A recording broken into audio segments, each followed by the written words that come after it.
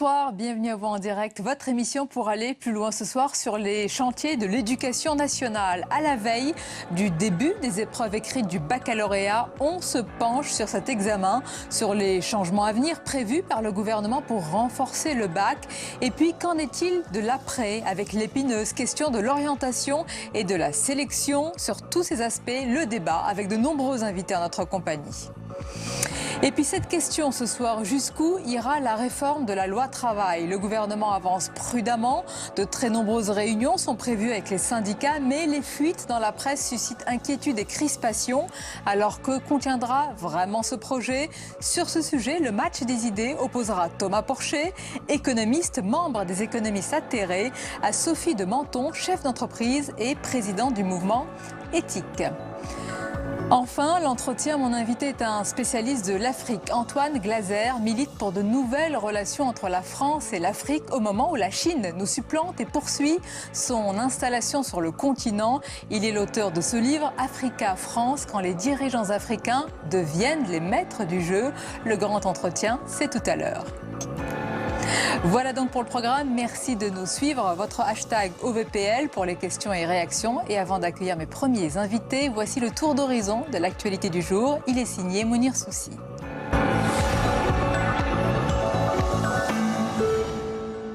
Il y a eu un échange entre le Premier ministre et le garde des Sceaux. Aujourd'hui, la situation est, à mon sens, totalement pacifiée. Il n'y a pas de tension particulière à l'heure qu'il est. Il n'y a eu aucun échange particulier qui pourrait faire état d'une tension. Et donc, je voudrais vous rassurer sur ce sujet. Le porte-parole du gouvernement a tenté aujourd'hui de gommer les frictions entre le Premier ministre et François Bayrou. Les deux hommes ont pris soin de s'afficher ensemble à la sortie du Conseil des ministres. Même si sur le fond rien n'est réglé, François Bayrou continue à revendiquer sa liberté de parole au sein du gouvernement. L'événement. C'est le même François Bayrou qui a présenté son projet de loi de moralisation de la vie publique en Conseil des ministres. Au programme, une mesure phare avec l'interdiction pour les parlementaires d'employer les membres de leur famille et une innovation, des consultations publiques auront lieu pendant la discussion du texte. Le projet de banque de la démocratie pour financer les partis est pour l'instant remis en cause par le Conseil d'État, mais le garde des Sceaux est prêt à faire appliquer cette mesure par ordonnance. Justice. 30 000 € d'amende, mais aucune peine de prison requise. Le pneumologue Michel Aubier sera fixé sur son sort le 5 juillet. Il comparaissait aujourd'hui au tribunal de Paris pour parjure. Lors d'une audition sous serment au Sénat, Michel Aubier n'avait pas révélé ses liens avec le groupe Total, qui le payait pour des missions de médecin conseil. Son avocat réfute la dissimulation et parle d'une simple erreur de son client. Au Sénat. Une trentaine de sénateurs seraient en passe de constituer un groupe En Marche autour de François Patria, un des premiers soutiens d'Emmanuel Macron. Selon France Info, les troupes seraient issues en majorité des rangs socialistes, mais aussi centristes. La situation devrait se clarifier à l'issue des élections législatives. Élections. Encore 4 jours de campagne avant le second tour des législatives. À droite et à gauche, on jette ses dernières forces. Dans le Rhône, Najat Vallaud-Belkacem, en grande difficulté, a reçu le soutien d'Anne Hidalgo et de Christiane Taubira. À Paris, c'est Bernard Cazeneuve qui est venu prêter main forte à Myriam El Khomri dans son duel face à Pierre-Yves Bournazel. À droite, François Baroin était aux côtés d'Éric Woerth à Chantilly. Et dans le Gard, Marion Maréchal Le Pen a fait une apparition aux côtés de Gilbert Collard, en danger pour sa réélection. L'événement. Le défenseur des droits tire la sonnette d'alarme sur la situation des migrants à Calais. Jacques Toubon dénonce une atteinte à leurs droits fondamentaux d'une exceptionnelle gravité. Ses équipes ont constaté sur place une pression permanente des autorités sur les associations. Dans la zone, plus aucun abri n'est toléré et les distributions de nourriture ne durent qu'1 heure par jour. Entre 350 et 600 migrants sont présents à Calais, dont de nombreux mineurs.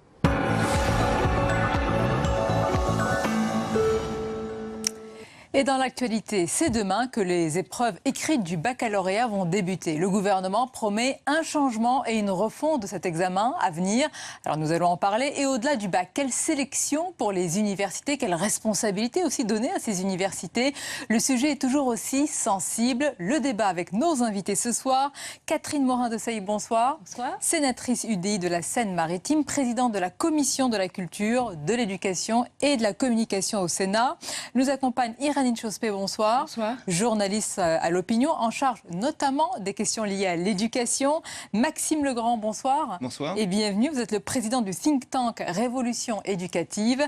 Et Jimmy Losfeld, bonsoir. Bonsoir. Vous êtes président de la FAGE, c'est la Fédération des associations générales étudiantes. Alors, mesdames, messieurs, avant d'entrer dans le vif de notre débat, on va s'arrêter sur le baccalauréat. C'est l'actualité. Un examen qui ne répond malheureusement plus à sa vocation de sélection. On voit tout cela avec Samia Dechir. Cette année, ils seront plus de 718 000 élèves à tenter de décrocher leur baccalauréat. On compte aujourd'hui près de 79% de bacheliers dans une génération. En 1950, il n'était même pas 5% à obtenir le diplôme. Une démocratisation du précieux sésame qui ne s'est pas traduite à l'université où beaucoup de bacheliers se retrouvent en échec. Lorsqu'il était candidat à l'élection présidentielle, Emmanuel Macron avait promis de réformer le diplôme. Parce que qu'est-ce qui se passe aujourd'hui? C'est que ce sont bien souvent les mêmes qui accèdent au supérieur. Parce que pourquoi vous avez, dans certaines filières, plus des 3/4 des élèves qui arrêtent à l'issue de la première année d'université?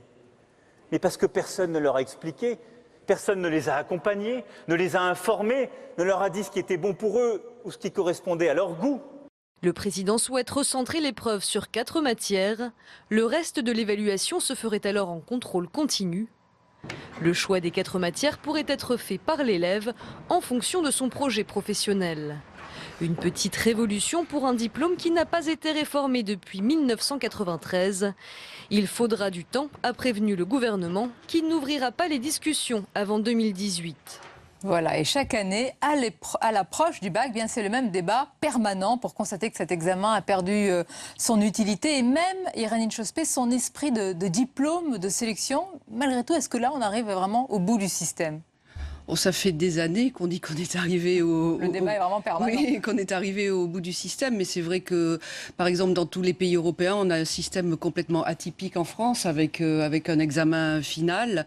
Donc évidemment qu'il faudrait le réformer, et aller, je crois, vers ce que proposait le candidat Macron. Mais enfin, on ne peut pas réformer, me semble-t-il, parce que ce qu'il rajoutait en suivant, c'était la nécessité de prérequis pour aller à l'université. Donc on ne peut pas envisager, me semble-t-il, une réforme du bac sans envisager évidemment l'articulation avec l'entrée dans l'enseignement supérieur. De ce point de vue, d'ailleurs, un peu étonnant qu'on ait fait 2 ministères. Moi, j'aurais préféré avoir un ministère de l'éducation et de l'enseignement supérieur qui pilote le tout. Donc effectivement, je pense qu'il faudrait revenir. D'ailleurs, ce qu'il propose, c'est tout à fait le système anglais, où dès la première, ils commencent à choisir un certain nombre de matières en fonction de ce qu'ils feront plus tard à l'université. Ils sélectionnent un peu moins en terminale. Et puis ensuite, ils ont des A, des A3, des 3A. Et en fonction de ça, ils vont dans telle ou telle université. Mais je crois qu'il faut revoir le système donc, en ensemble. Mais le problème, c'est que dès qu'on parle d'une réforme du bac, alors on a, comme au moment de la réforme Fillon, on a des milliers, voire une fois on a eu, je crois, 100 000 lycéens dans la rue qui ne veulent pas du contrôle continu. Alors pourquoi c'est toujours aussi sensible, Jimmy Losfeld? D'ailleurs, on le voit, le gouvernement avance vraiment très prudemment, petit à petit. On va beaucoup consulter, on verra, on va avancer vraiment, voilà. À pas de loup, j'allais dire. Oui, mais effectivement, il y a des mythes encore dans notre système éducatif en France. Et le bac en est un. Il garantit le mythe de l'égalité républicaine avec une épreuve unique pour tout le monde. Sauf qu'aujourd'hui, on se rend compte que cette égalité républicaine, elle est biaisée, puisque si on passe son baccalauréat dans un lycée en région ou dans un lycée Henri IV à Paris, par exemple, eh bien, on se rend compte qu'on n'a pas tout à fait les mêmes perspectives derrière. Donc nous, à la FAGE, on milite activement sur ce sujet et de l'articulation qu'on appelle -3+3, -3 années avant le bac, plus 3 années après le bac. Donc l'articulation vraiment entre l'enseignement secondaire et supérieur. Et nous, ça fait maintenant quelques années qu'on porte effectivement la position de mettre fin au bac sous forme d'une épreuve terminale pour aller vers du tout contrôle continu. Donc la réforme d'Emmanuel Macron va dans le bon sens, mais nous, on aimerait encore aller plus loin. Vous nous direz comment aller plus loin. Maxime Legrand et Catherine Morin-Desailly, je vais vous laisser réagir. On va simplement écouter d'abord les propos du ministre de l'Éducation et sa philosophie sur le baccalauréat. Favorable à un bac musclé. Le baccalauréat, à mes yeux, est très important. Il y a beaucoup de critiques du baccalauréat. Certaines sont justes, certaines sont injustes. C'est la dernière institution nationale depuis la suppression du service militaire. Il faut le maintenir. C'est un point de repère très important. Catherine Morin-Desailly, ça veut dire quoi? Qu'est-ce qu'il faut entendre par muscler le baccalauréat? Je voudrais d'abord réagir à ce que dit le ministre, c'est un point de repère important. En réalité, c'est aussi un rite de passage de l'âge adolescent à l'âge adulte. Et il y a au moins une utilité du baccalauréat, c'est que c'est la confrontation aussi à l'examen et à l'épreuve. Alors ça fait longtemps, en effet, qu'il ne sert plus à sélectionner, puisque depuis de nombreuses années, il y a un objectif de conduire jusqu'au baccalauréat, le pourcentage de plus en plus élevé d'une génération. Je vais vous faire une confidence, j'ai longtemps corrigé le baccalauréat.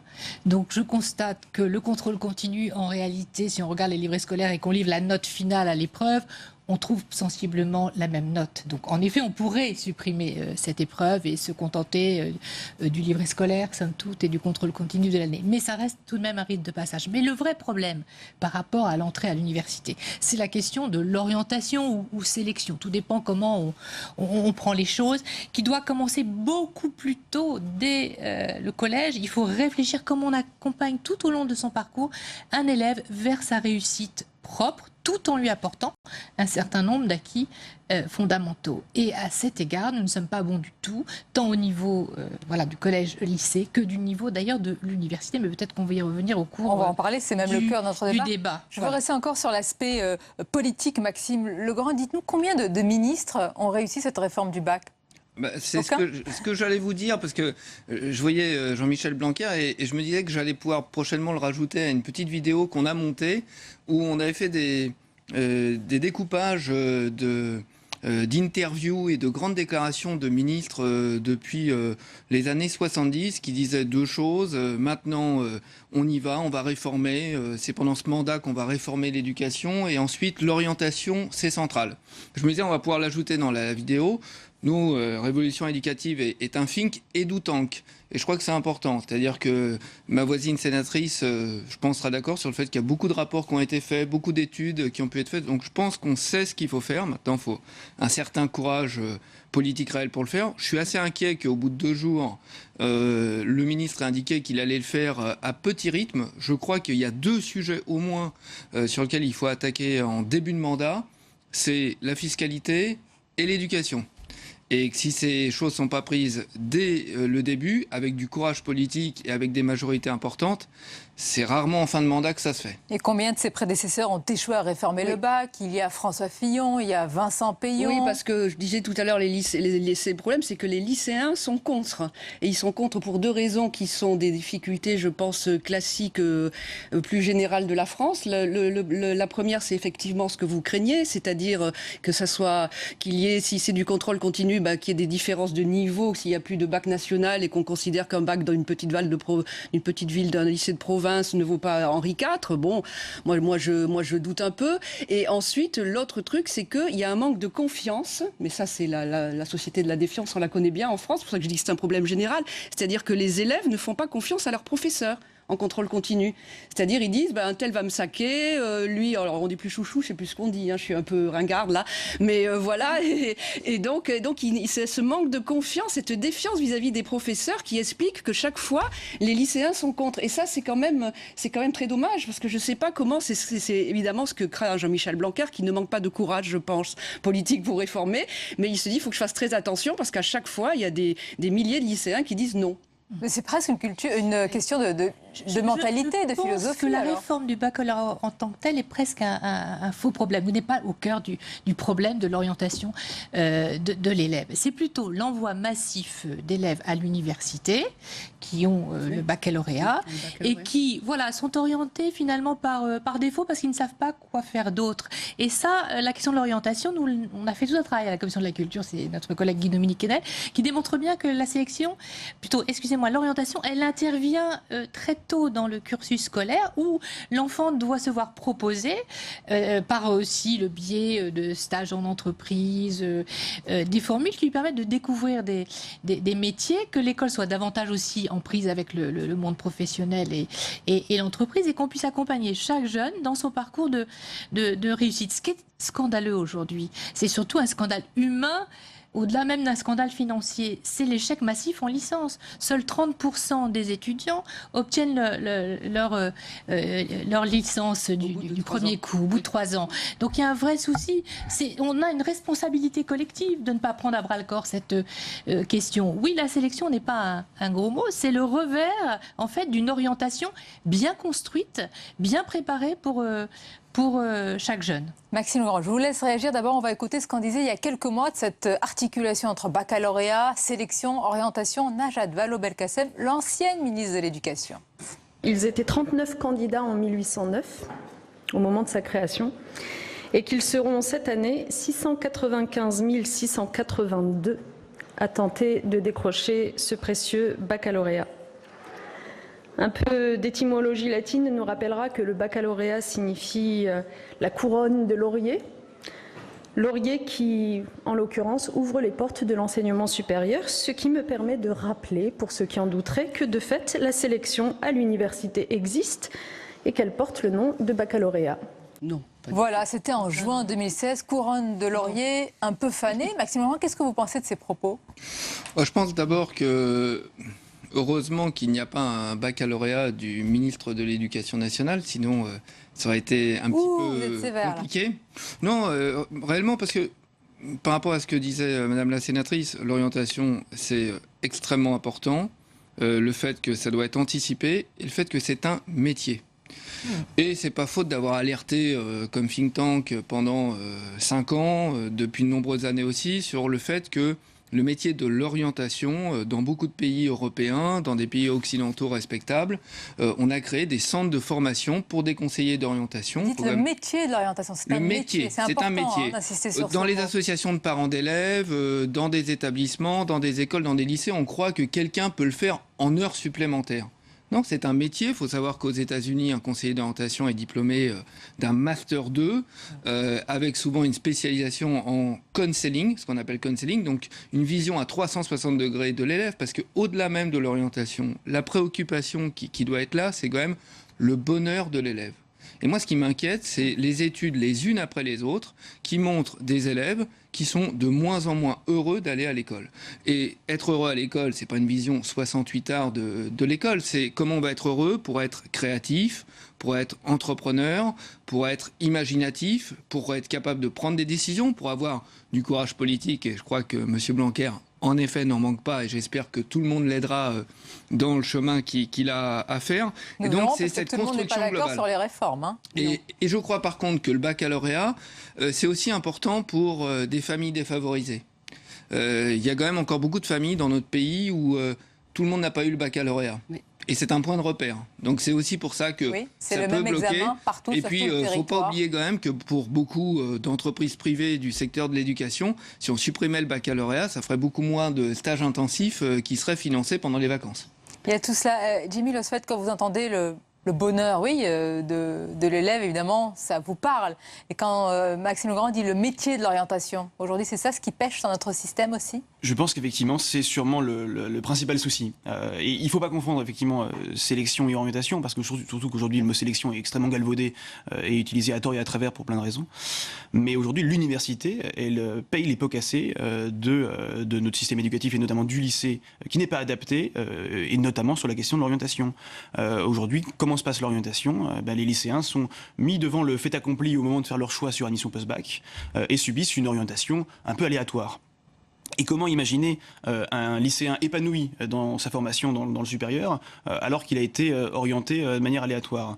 C'est pas possible. Donc oui, nous, c'est effectivement la première demande de réforme qu'on a pour régler le problème, notamment, et peut-être qu'on en parlera, du tirage au sort à l'entrée de l'université, qui est tout aussi inacceptable, c'est de renforcer l'orientation, effectivement, dès le collège, mais aussi au lycée, et mettre en capacité le lycéen, le mettre en responsabilité de connaître déjà les formations qui peuvent lui être proposées. Et surtout d'être mis en responsabilité par rapport à ses choix, de lui dire qu'il a l'opportunité de mieux connaître sa formation. Typiquement la filière STAPS, qui est une des filières les plus concernées par le tirage au sort aujourd'hui, donc les étudiants notamment dans les filières sportives.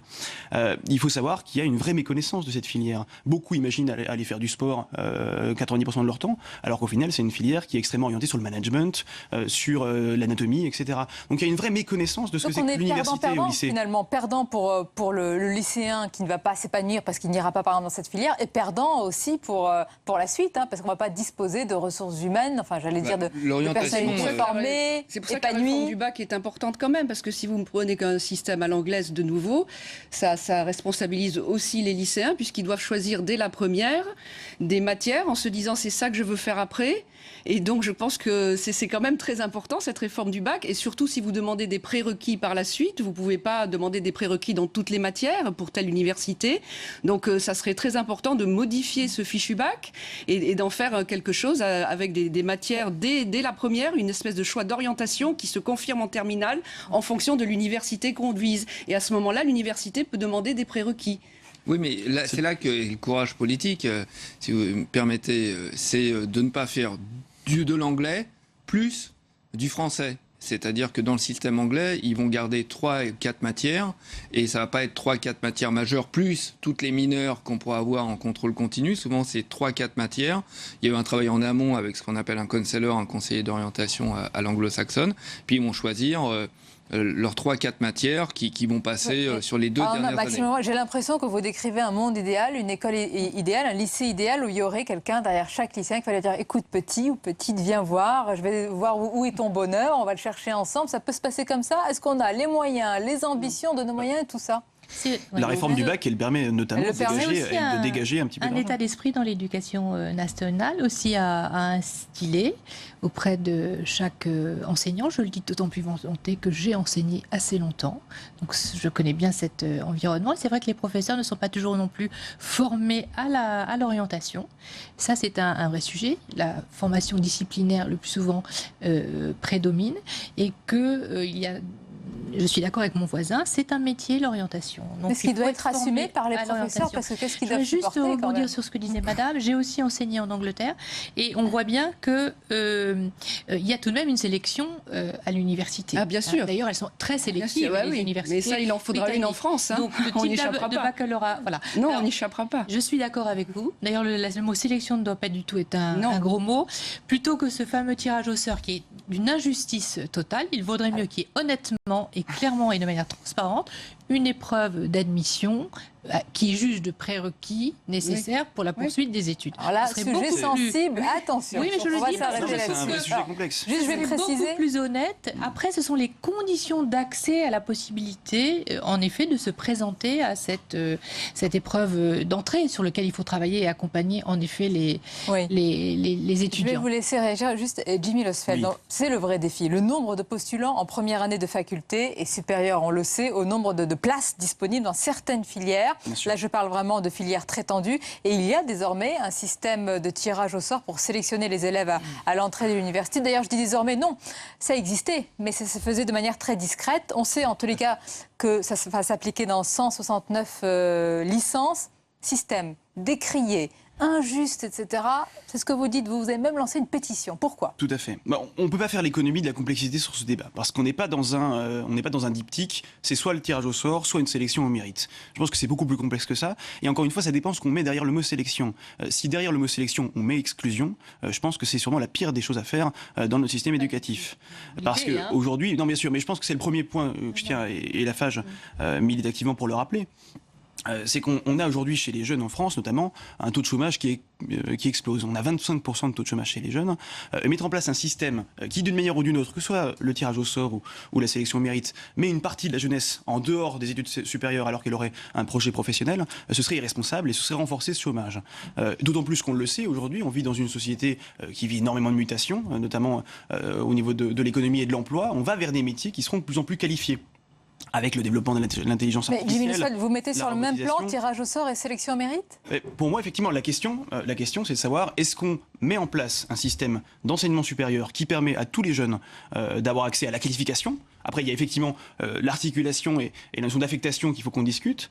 Ou est-ce qu'on met en place une sélection, un filtre qui en mettrait une partie dehors? Et ça, c'est ce qu'on veut éviter. Une sélection qui exclurait serait la pire des choses. Irène Chospé? Non, moi je pense que la sélection, on y viendra forcément. D'ailleurs, si on accroît l'autonomie des universités, parce que dans tous les classements, les universités françaises sont parmi les moins autonomes, si on accroît l'autonomie, il faudra bien faire de la sélection à l'entrée. Je ne vais pas comparer une université à une entreprise, parce que je vais me faire lyncher.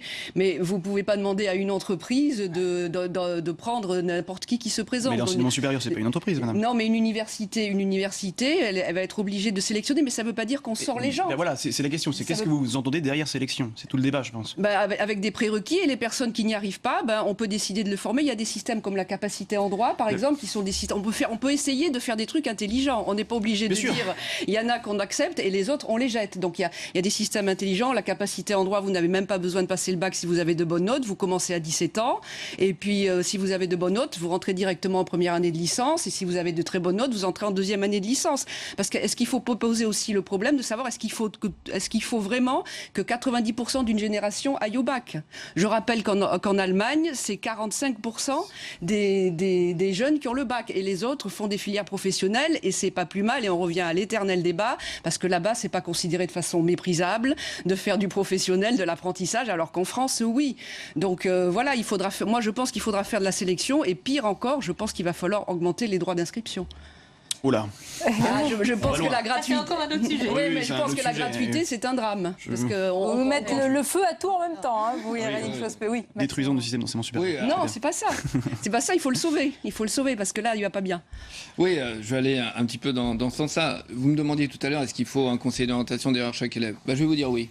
Je vais dire oui parce que dans les familles aujourd'hui, et c'est pas un reproche, c'est pas une critique, c'est pas une insulte, favorisées dans notre pays, il y a un conseiller d'orientation derrière chaque élève. Donc je pense que dans les lycées, il faut aller dans cette direction. Je veux dire autre chose en matière d'orientation, c'est que pour une grande partie de la population la plus aisée dans notre pays, le sujet est réglé. C'est plus les universités françaises, c'est même plus les écoles françaises, c'est cap sur le Royaume-Uni, cap sur le Canada et les États-Unis. Donc, ça veut dire quoi? Ça veut dire que ceux qui restent sont les plus défavorisés. Sont les plus défavorisés. Le système de tirage au sort, je ne comprends même pas que le ministre ne se soit pas plus offusqué là-dessus dans les derniers jours. Vous n'êtes pas d'accord, vous trouvez que c'est injuste, mais c'est mis en place. Hein. Et après, oui, mais c'est mis en place. Je crois que là où il doit y avoir un système sélectif dans notre pays, c'est justement à l'entrée de l'université que ce principe de la sélection, de l'exclusion à longueur de temps au lycée doit être plutôt construit autour de l'orientation, l'accompagnement, mais qu'il doit y avoir la sélection à l'entrée de l'université. Ça, c'est une vision probablement un peu managériale des universités. Mais totalement. Vous savez, aujourd'hui, il y a une mondialisation du capital éducatif. C'est ça que ça s'appelle la mondialisation du capital éducatif. Les universités, elles sont en concurrence. Si les universités françaises choisissent, avec les universités de Cuba, de ne pas être dans le système d'enseignement supérieur mondial, elles l'annoncent. Mais si elles souhaitent être dessus, comme le fait l'université de Strasbourg, l'université de Marseille, l'université de Bordeaux, un certain nombre d'universités franciliennes, c'est-à-dire de jouer le jeu de la concurrence mondiale, on le joue à moitié. On le joue totalement et pas à moitié. Je vais vous laisser réagir, Jimmy Le Sel, parce que vous froncez les sourcils, lui, Catherine Morin-Feuille. Oui, je veux dire à Jérémy, il a raison. Jimmy, pardon. Il a raison de dire qu'il ne faut pas que les jeunes se sentent exclus. Bien au contraire. Sélection ne veut pas dire exclusion. Mais sélection veut dire aussi à un moment donné de se trouver confronté à une réalité. Une vraie réalité. C'est l'honnêteté que l'on doit aux étudiants pour évaluer leur niveau, pour savoir s'ils peuvent poursuivre dans une voie ou dans une autre. Il y a besoin pour certains métiers de connaissances très pointues, d'une technicité qu'on n'est pas forcément apte à acquérir parce que peut-être qu'on va être beaucoup plus doué dans une autre direction. Donc c'est une forme d'honnêteté. Le droit à la poursuite des études, il ne peut reposer que sur une évaluation pour un moment donné, juger si on est capable ou pas d'exercer tel ou tel métier. Là où il faut accompagner les jeunes, c'est en effet vers un plus grand niveau de qualification pour la voie pour laquelle ils sont peut-être les plus aptes. Et c'est ça qu'il faut arriver à détecter. Mais la sélection, c'est la vie. Et je crois qu'il faut être lucide par rapport.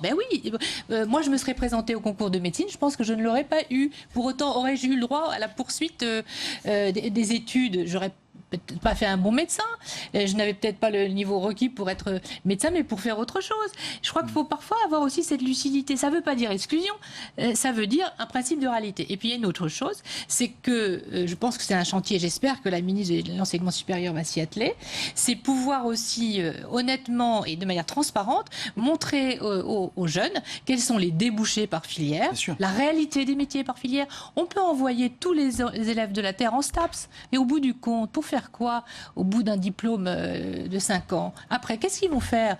Les postes, bien sûr, il y a des postes de chercheurs, mais les postes d'enseignants de l'éducation physique dans Je crois qu'il est d'accord avec vous sur la deuxième partie de votre argumentaire. Voilà. Les sélections, Il y a une qui ne partie veut pas du dire propos. exclusion. Voilà. Parce que... Oui, voilà, c'est ça. Il y a une partie du propos auquel j'adhère. Le principe de réalité, il est là. On a une augmentation des effectifs étudiants, il faut y faire face. Mais je pense que le vrai défi, c'est comment on accueille. 30 000, 40 000 étudiants en plus. Hein. Ah, ça, Par c'est an. autre chose. Ouais. Ah, Non, mais ça, voilà, c'est mais autre chose. il y a un la principe de démographie réalité. des jeunes. Et Voilà, effectivement, et c'est la raison pour laquelle nous, on se revendique réformistes et on veut une réforme de la licence, du lycée et du baccalauréat pour mettre en cohérence un petit peu ce système.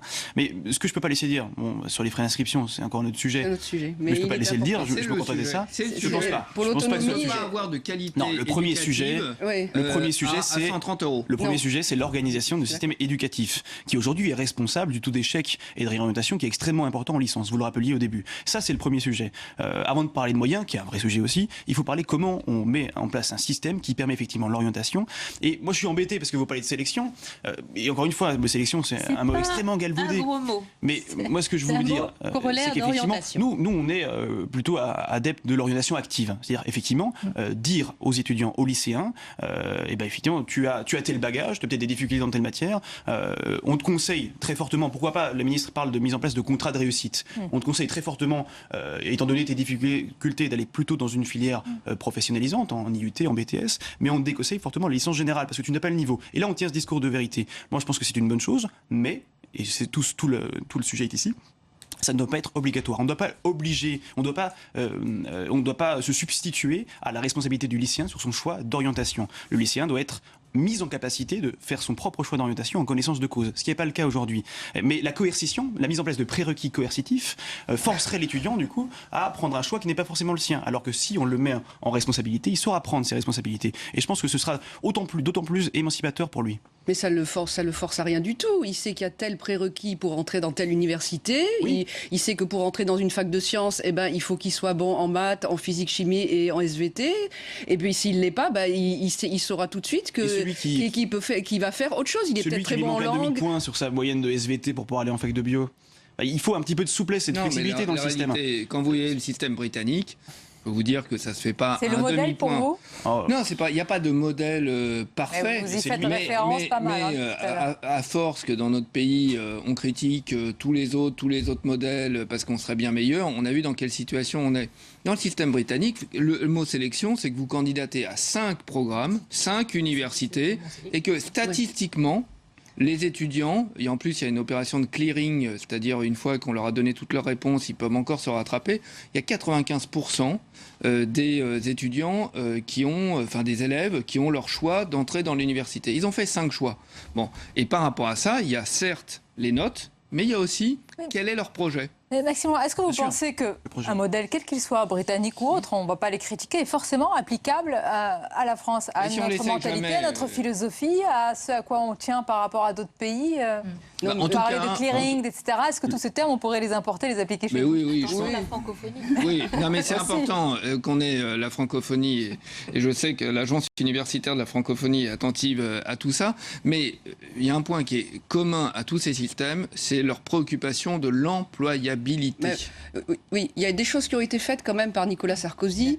Quand même, il y a eu quand même, il est allé vers l'autonomie des universités et il a obligé les universités, enfin lui, Valérie Pécresse, à réfléchir à l'employabilité des étudiants. Mais est-ce qu'on leur a donné les moyens de leur responsabilité? Parce que les lois Fioraso les finances n'ont pas beaucoup suivi. Ça n'a pas suivi. Dans ce cas-là, qu'est-ce qu'on fait quand la dotation de l'État ne le suit pas? De toute façon, il y a bien un moment où on sait bien qu'on ne peut plus accroître les dépenses publiques. On est vraiment au bout du bout. Donc, je suis désolée, là, je vais reparler des droits d'inscription, mais je vais reparler des chaires d'entreprise, je vais reparler des partenariats, de tout ce qui fait hurler les professeurs d'université. Mais je crois qu'il ne faut plus compter sur l'État pour rallonger. C'est pas possible. Entre l'éducation nationale et l'enseignement supérieur, c'est 85 milliards d'euros par an. Miser sur la dette étudiante, c'est la solution. 85 milliards d'euros par an. Donc, on ne peut pas faire plus. Il faut faire mieux. Est-ce que ça faisait hurler la professeure que vous étiez, ce genre de sujet? C'est une vraie question, la question des moyens de l'enseignement supérieur, avec la démographie à laquelle on va devoir faire face. Parce que c'est vrai, on est dans un monde globalisé et on est dans une économie de la connaissance. Donc il faut former notre jeunesse et il faut se hisser en termes de niveau de qualification. Je ne parle même pas de tous les aspects, le développement nécessaire des langues étrangères, la numérisation de la pédagogie. Il faut aller quand même vers ces réformes-là. Comment ? Une fois qu'on a dit cela, il faut aller faire ce genre de réforme-là aujourd'hui ? Il faut trouver des moyens de pouvoir faire vite autre que la dépense publique. Enseignement supérieur. Ça va être une réalité. Oui. Je vais vous donner un exemple où on verra certainement le courage du président Macron. On ne va pas viser le ministre, on sait toujours qu'il n'y a pas de mauvais ouvriers et que des mauvais patrons. Donc on va dire que c'est directement le président de la République. C'est l'exemple du financement des universités, où il y a eu un gros effort à l'époque de Valérie Pécresse et de Nicolas Sarkozy, via le programme Investissement d'avenir qui se prolonge et qui conduisait à un système sélectif au sein des universités, c'est-à-dire autonomie et en même temps du financement suite au rapport Aguillon de 2008-2009.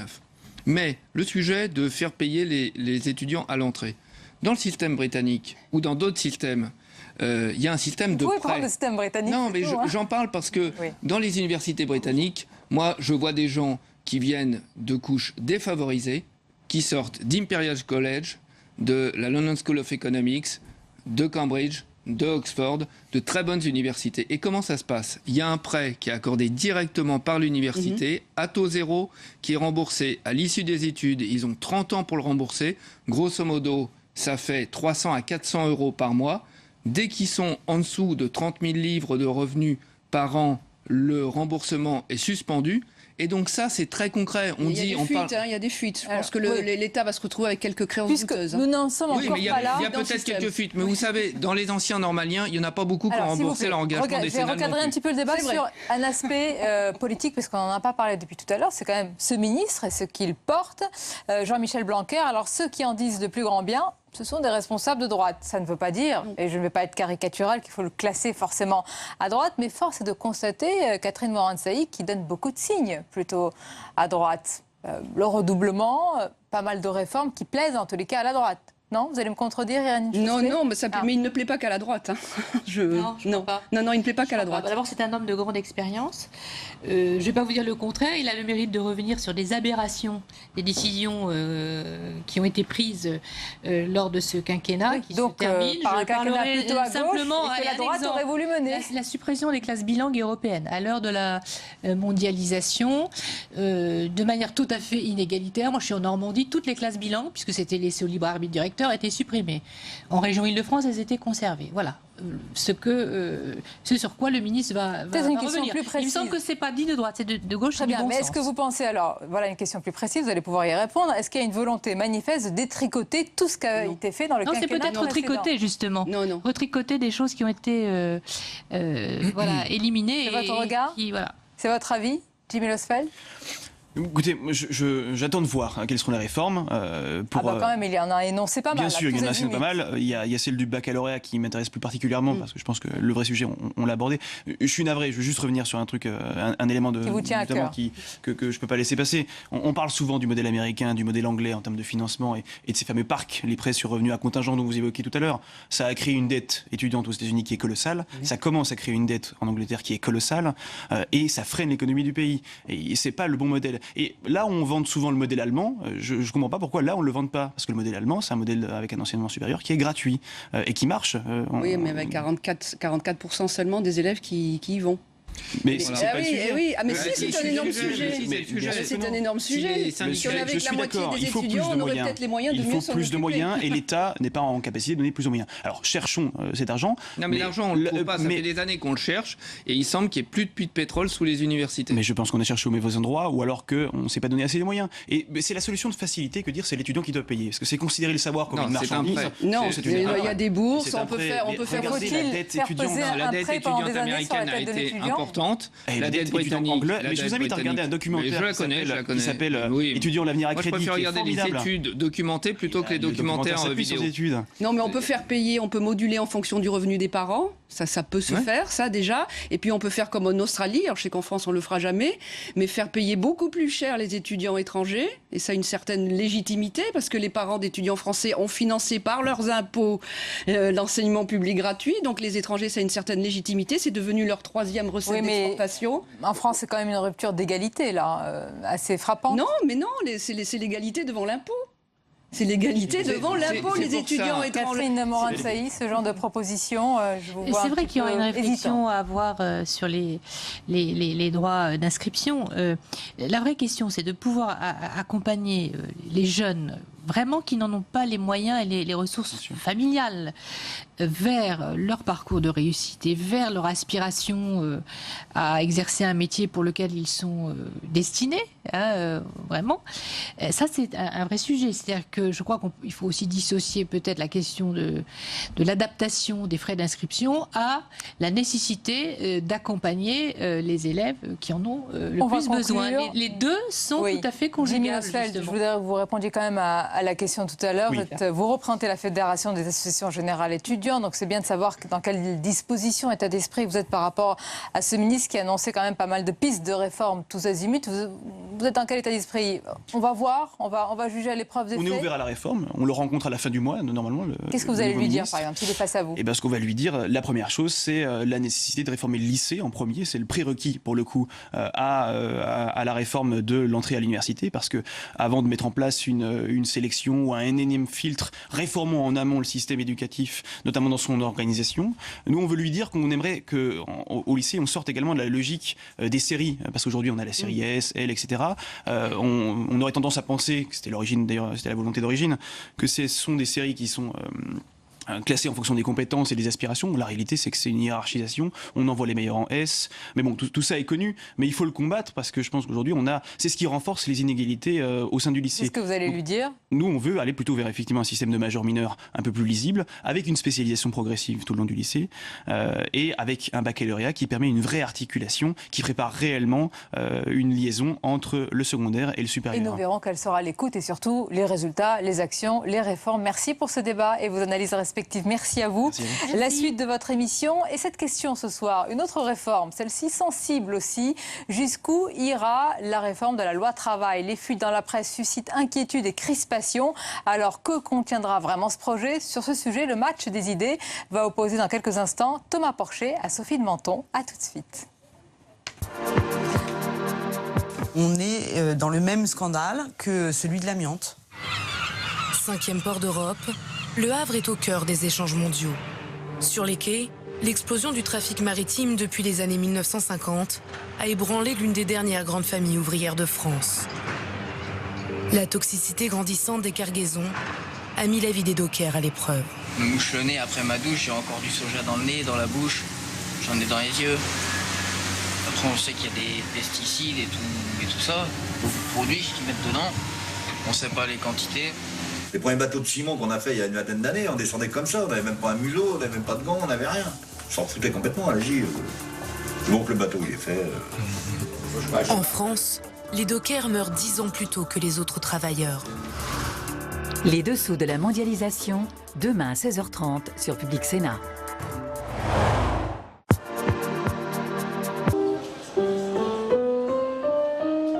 Chaque jour, des milliers de touristes arrivent sur le site de l'ancien camp de concentration d'Auschwitz. Ce sont des visites qui ont comme but surtout l'éducation. Et des pèlerins qui viennent ici pour voir ce lieu où ils ont perdu leurs proches. Et ce sont les visites les plus émouvantes. Le documentaire Auschwitz Museum vous propose de prendre la place de l'un de ces touristes pour visiter, découvrir, écouter, tenter de comprendre ce qui a pu se passer et surtout ne jamais oublier. Auschwitz Museum, samedi à 22h sur Public Sénat.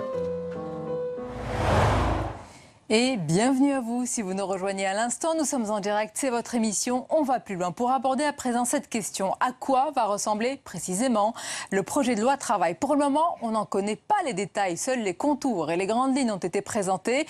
Bien, ce qui laisse place à de nombreuses spéculations et révélations, fuites, comme celle de Libération ce matin qui croit savoir que ce sera une loi qui ira beaucoup plus loin que la loi El Khomri. Alors qu'en sera-t-il vraiment et que faudrait-il pour le pays? Nous évoquons tous ces aspects avec nos invité ce soir, Sophie de Menton, bonsoir. Bonsoir. Et bienvenue, vous êtes chef d'entreprise, vous êtes aussi à la tête du mouvement éthique. Nous accompagne Thomas Porcher, bonsoir. Bonsoir. Vous êtes économiste, membre des économistes atterrés, auteur de nombreux ouvrages, dont Introduction inquiète à la Macron-économie. Il y en a un autre, je crois, plus récent. Non, c'est le dernier. Eh ben voilà, c'est le dernier, on le voit.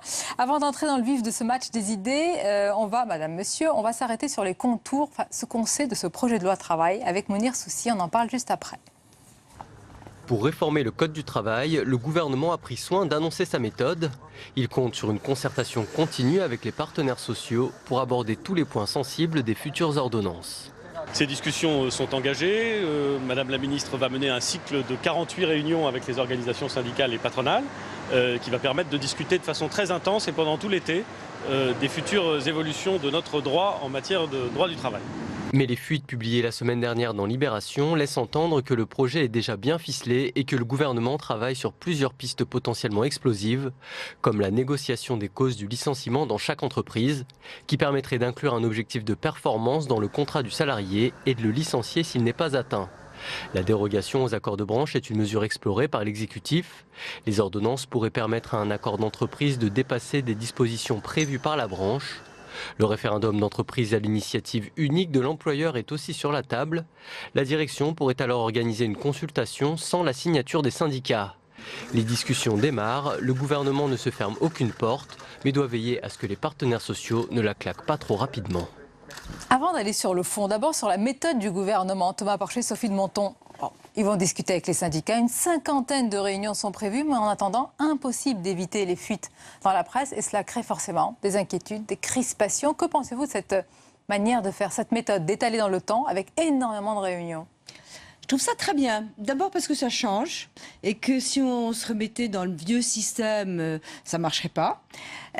Ensuite, je pense que les partenaires sociaux méritent de se concerter, bien que, et je vais y revenir, et enfin, c'est rapide. Ils ont bien dit, OK, il y a 48 réunions, maintenant, après, on y va. Et donc, il faut sortir de ces discussions sans fin qui n'ont jamais abouti à quoi que ce soit. Et j'ai un vrai problème, c'est que si j'étais Emmanuel Macron, je penserais immédiatement, on lui a soufflé d'ailleurs, mais immédiatement à réformer le syndicalisme. Pourquoi réformer le syndicalisme ? Parce que on a franchement des gens de bonne volonté dans certains syndicats, dans d'autres pas du tout. Et de toute façon, on connaît leur position. Ils sont arc-boutés. Ça fait, c'est ce que j'avais dit à Emmanuel Macron. Les syndicats qui sont d'accord avec ces réformes ? Ah, mais ils ne sont pas du tout d'accord avec ces réformes. Oui, mais alors comment ? Réformer pour, finalement, pour quel objectif ? Non, mais on essaie de réformer, mais on essaie toujours de leur faire passer ce type de message, les mêmes. J'étais au Conseil économique, social et environnemental. On avait des concertations avec les syndicats qui n'étaient pas d'accord. Pourquoi voulez-vous que tout d'un coup, même si Emmanuel Macron est charmant et nouveau, c'est les mêmes, les uns en face des autres, pour poser les mêmes questions ? Pourquoi voulez-vous que ça marche ? Thomas Porcher, même question sur la méthode. Oui, bon, la méthode, bon, c'est ce que veut Emmanuel Macron. Lui aussi, il est assez arc-bouté sur ses positions. Il reste, il veut flexibiliser le marché du travail. Ça a déjà été fait. Il y a eu 17 réformes sur la protection de l'emploi entre 2000 et 2013, visant à alléger les protections. Donc, c'est pas la première fois qu'on parle de ça. Et c'est normal que les syndicats s'opposent à ça. Et d'ailleurs, il y a plusieurs choses que Macron avait essayé de présenter dans sa loi, qu'il essaye de remettre une seconde fois, même une troisième fois, puisqu'il a essayé de les mettre dans la loi de Madame El Khomri, par exemple le plafonnement des indemnités prud'homales. Donc on sait ce qu'il va y avoir en fait. Et je pense que le nombre de réunions, à quoi vont servir ces réunions finalement ? Puisqu'on sait ce qu'il veut faire. On sait ce qu'il veut faire. Il veut inverser les normes, il veut avoir recours au référendum, il veut le plafonnement des indemnités prud'homales, il veut une assemblée et passer par ordonnance, il veut une loi d'habilitation et passer tout ça très rapidement par ordonnance. Donc on sait très bien ce qu'il veut et on sait ce qu'il y a dedans. Donc je me demande moi quel va être le fond justement de ces réunions avec les syndicats, puisque finalement tout est déjà quasiment écrit et fait. C'est ça, moi, qui m'inquiète. Et il a tout pour aller jusqu'au bout, puisqu'il pourra dire j'ai la légitimité démocratique pour aller jusqu'au bout, même si les syndicats ne veulent pas. Et les syndicats sont quand même fatigués. Ils sortent d'une grosse grève avec la loi travail. Donc le moment est très bon pour passer... La grosse grève, c'est pas si fatigant que ça. Si, c'est quand même fatigant. Vous savez, une partie ne sont pas payés. Mais est-ce qu'ils ne sont pas sortis, j'allais dire, un peu abîmés, les syndicats ? Et il y aurait alors une sorte d'alignement des planètes, c'est-à-dire une majorité, une légitimité, des syndicats malgré tout un peu divisé, qui permettrait à Emmanuel Macron... Et n'oubliez pas une population, parce que c'est important, on a tous voté, les Français le veulent.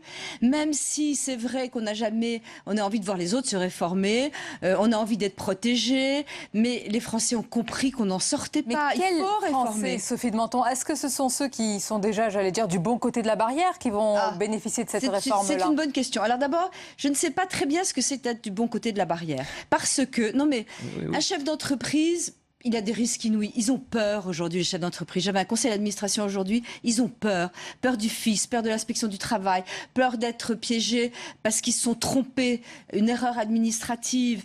Ils ont peur. Bon, donc ils recrutent pas. C'est aussi bête que ça. Ensuite, est-ce que c'est d'être du bon côté de la barrière que d'être artisan? Difficile. Il y a eu une avancée formidable qui était le statut d'auto-entrepreneur qu'il faut arranger. Je suis d'accord parce que les statuts d'auto-entrepreneur fait que les artisans, eux, paient les charges et les auto-entrepreneurs pas. Donc si c'est une très bonne initiative, il faut qu'elle soit ajustée. Est-ce que c'est d'être du bon côté de la barrière que d'être médecin, profession libérale? Non, ils souffrent, ils ont perdu énormément. Agriculteurs, n'en parlons pas. Je crois que personne n'est du bon côté de la barrière. Les salariés, ils sont pas tellement à l'aise. Donc il faut changer ce climat. Il faut en plus savoir que si on est licencié, c'est pour être recruté. Après, et vite. Mais oui. Oui, c'est l'objectif. Mais vous dites, et il faut le rappeler, évidemment, qu'il y a l'angoisse des chefs d'entreprise qui sont à la tête des PME, des TPE. C'est notre tissu le plus... Ils savent même pas. Oui. Mais il y a aussi, Sophie de Menton, la précarité. Là, la précarité des salariés. On entend aujourd'hui dans cette loi... Ils ne sont pas précarité, ils sont scotchés à leur job. Oui, alors... Il n'y a pas de précarité en France. Bon. Non, il y a du chômage. Beaucoup plus grave. Oui, il y a du chômage et il y a de la précarité. Parce que, par exemple, l'intérim a été multiplié par 5 depuis les années 80, les CDD par 3, les stages par 2. Donc, il y a quand même, il y a eu plus de flexibilité sur le marché de l'emploi. Ce que je voulais dire, c'est que je pense qu'il n'y a pas eu assez de pédagogie sur le fond. Déjà, il y a des choses qui n'avaient pas été annoncées dans le programme, que là, on redécouvre, maintenant qu'Emmanuel Macron est au pouvoir. Puis, on a beaucoup parlé de Make Our Planet Great Again, on a parlé d'enjamber les 2 marches du perron, on n'a jamais parlé du fond, on n'a jamais parlé de l'application de ce type de loi dans d'autres pays et quels effets ça a eu. Alors, dites-nous quels effets, parce que nous, on entend une loi travail qui va nous permettre, non pas tout de suite, évidemment, de résorber le chômage de masse que nous avons, mais à long terme.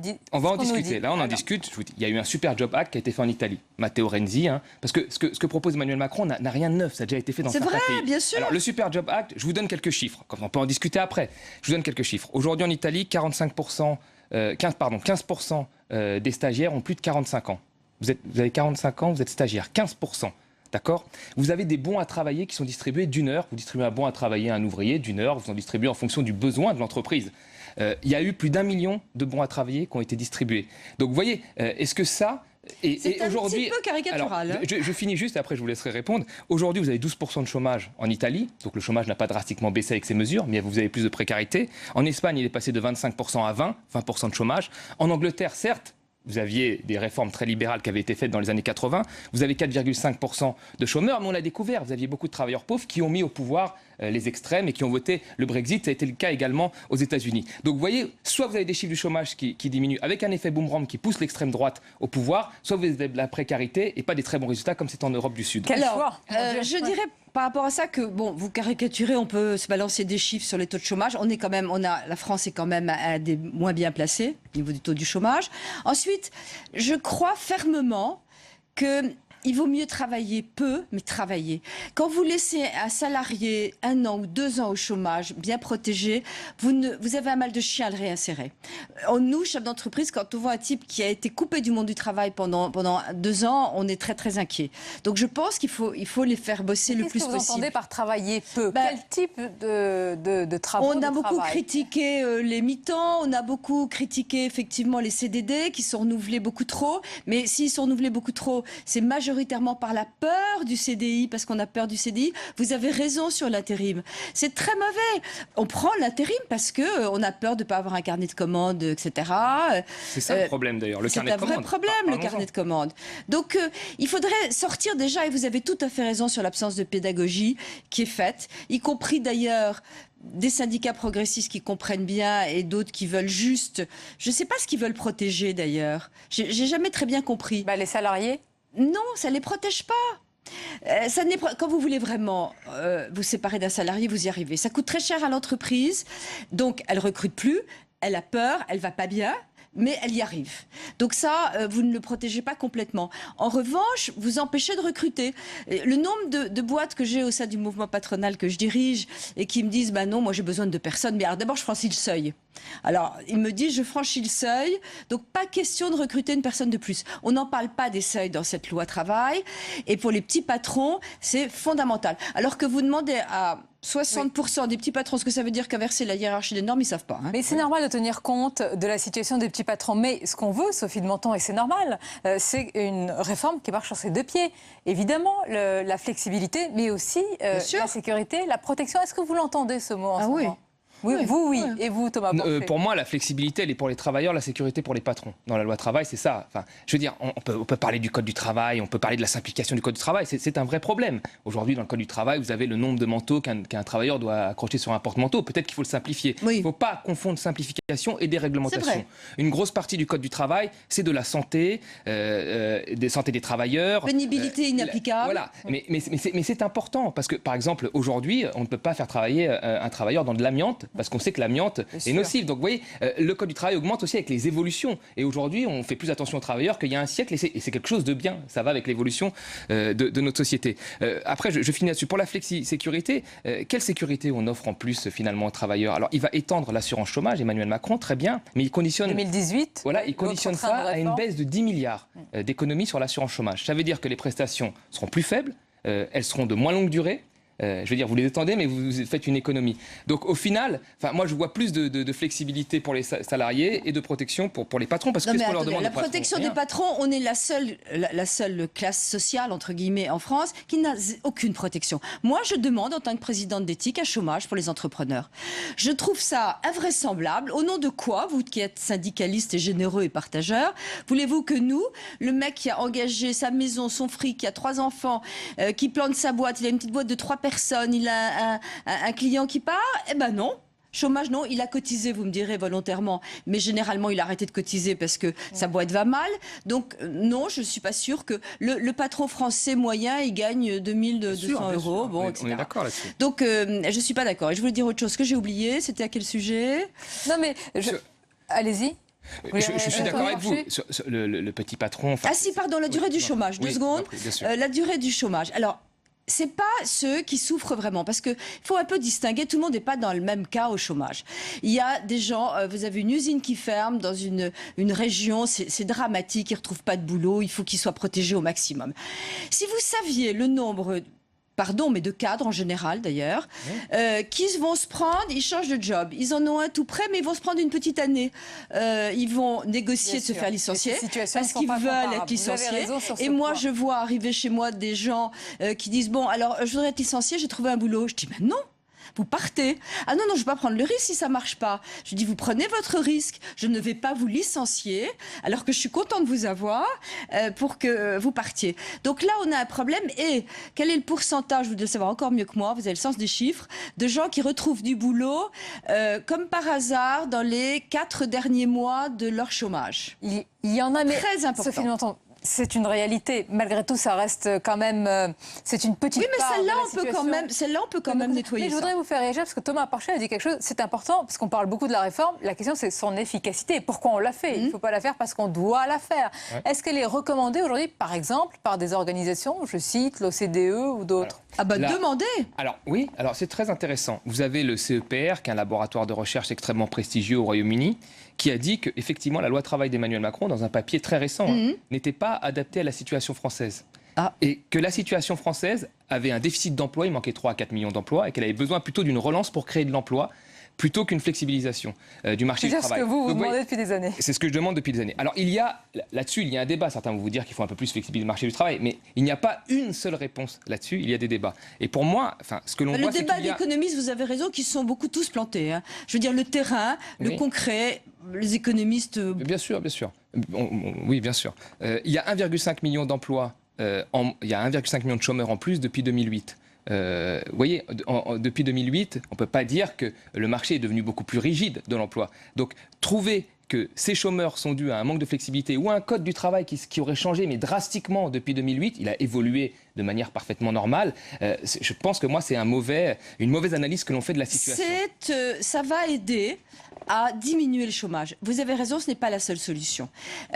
Parce qu'il y a beaucoup d'autres réformes à faire dans tous les domaines, que ce soit le secteur administratif qui est d'une lourdeur effroyable, les initiatives qui sont plombées, nos entrepreneurs, start-upers qui partent à l'étranger. Il y a un climat français qui est enquisté.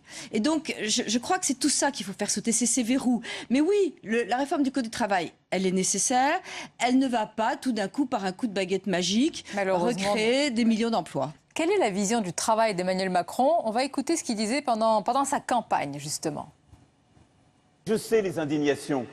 Je sais ces millions de Français qui veulent rentrer dans le travail et qui, de Cahors à Bobigny, en passant par Brest, sont aujourd'hui bloqués, comme entravés. Je sais toutes celles et ceux qui voudraient embaucher et n'y arrivent pas. Parce qu'ils ont peur, parce qu'ils se disent que les risques sont trop grands, parce qu'il n'y a aucune fenêtre ouverte. Alors oui, parce que je veux être le candidat de la justice, je suis le candidat du travail. Ça fait du bien, moi, je suis contente d'entendre ça. Vous avez repris, ou il a repris les mêmes mots que vous et vous, Thomas Porcher. Qu'est-ce que vous en pensez?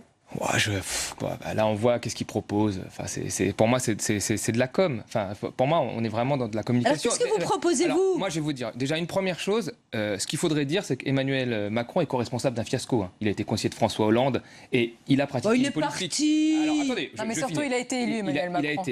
Il a été conseiller de François Hollande, conseiller économique. Il a milité pour des politiques pro-cycliques, d'austérité. Lui-même l'a reconnu dans les Échos que cette politique n'était pas adaptée et les 40 économistes qu'ils soutiennent ont reconnu que ces politiques n'étaient pas adaptées et pourtant ils proposent une continuité de ces politiques avec 60 milliards d'économies. Juste une parenthèse, pardonnez-moi. Est-ce que vous ne reconnaissez pas que quelques indicateurs, même si je suis toujours méfiante avec les indicateurs, parce que le ressenti vraiment des gens est très différent de ces indicateurs dont on parle, mais par exemple, la création d'emplois dans le secteur privé, ça repart. Ça veut dire qu'un certain nombre de mesures prises quand même dans ce quinquennat ont fait un peu bouger les lignes. Ouverture le dimanche, ça commence à rendre. 17% de ventes en plus. Écoutez, vous regardez les courbes, pareil, depuis 2008. Encore une fois, il faut regarder sur les temps longs. Quand on a perdu 1,5 million d'emplois et qu'on en crée quelques dizaines de milliers, est-ce qu'on peut parler d'un miracle français ? Enfin, l'Espagne a perdu 3 millions d'emplois depuis 2008. Elle en a créé pratiquement quelques dizaines de milliers l'année dernière. Et certains économistes disaient « oui, ça repart, ça marche ». Moi, je ne suis pas satisfait de la situation. Je veux dire, on a été tellement bas qu'effectivement, on ne peut qu'en recréer.